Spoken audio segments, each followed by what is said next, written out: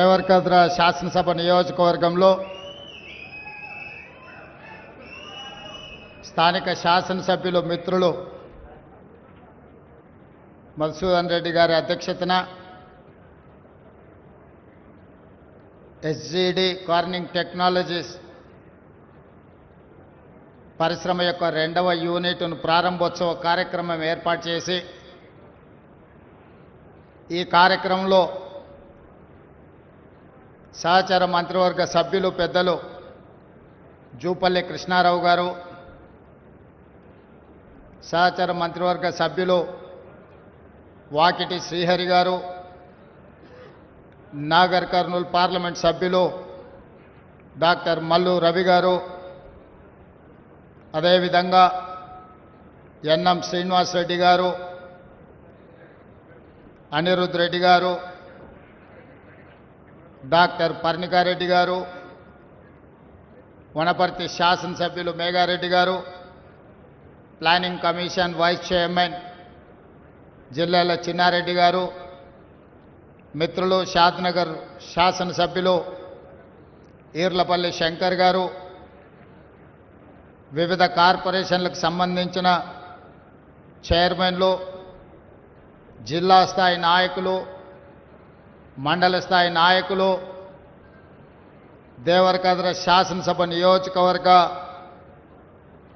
Party నిర్మాణంలో మొన్న జరిగిన ఎన్నికల్లో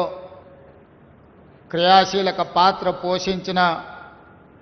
మిత్రులందరూ ఈ కార్యక్రమంలో పాల్గొనడమే కాకుండా జిల్లా కలెక్టర్ గారు, ఎస్పీ గారు, డిఐజీ గారు, ఇతర అధికారులు, ఎస్జీడి అండ్ కార్నింగ్ టెక్నాలజీకి సంబంధించిన యాజమాన్యము, వారి సిబ్బంది అందరూ ఈరోజు ఈ ప్రారంభోత్సవ కార్యక్రమంలో పాల్గొని రాబోయే రోజుల్లో మహబూబ్ నగర్ జిల్లా నూతన పరిశ్రమలకు ఒక వేదిక కాబోతుంది. ఈ జిల్లాలోనే కాదు, రాష్ట్రంలో చదువుకున్న నిరుద్యోగ యువకులకు ఉద్యోగ ఉపాధి అవకాశాలు ఇవ్వడానికి మన జిల్లా వేదిక కాబోతున్నందుకు మనస్ఫూర్తిగా ఆనందం వ్యక్తం చేస్తూ మీ అందరినీ అభినందిస్తున్నా. మిత్రులారా, మీకందరికి తెలుసు, పాలమూరు జిల్లా అంటే ఒకనాడు వలసలకు మారుపేరు. ఈ దేశంలో బాక్రానంగల్ డ్యామ్ కట్టినా, నాగార్జున సాగర్ డ్యామ్ కట్టినా, ఎస్ఆర్ఎస్పి కట్టినా, ఎక్కడ ఏ మూలన ప్రాజెక్టులు కట్టినా తట్ట పని, పార పని, మట్టి పని చెయ్యాలి అనంటే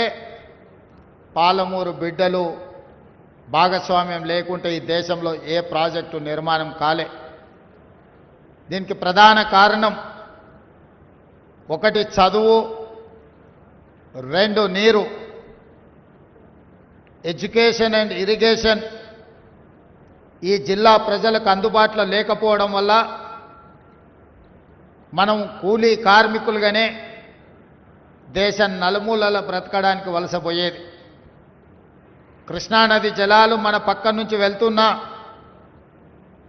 మనకు తాగునీరు, సాగునీరు సమస్య ఉండడం,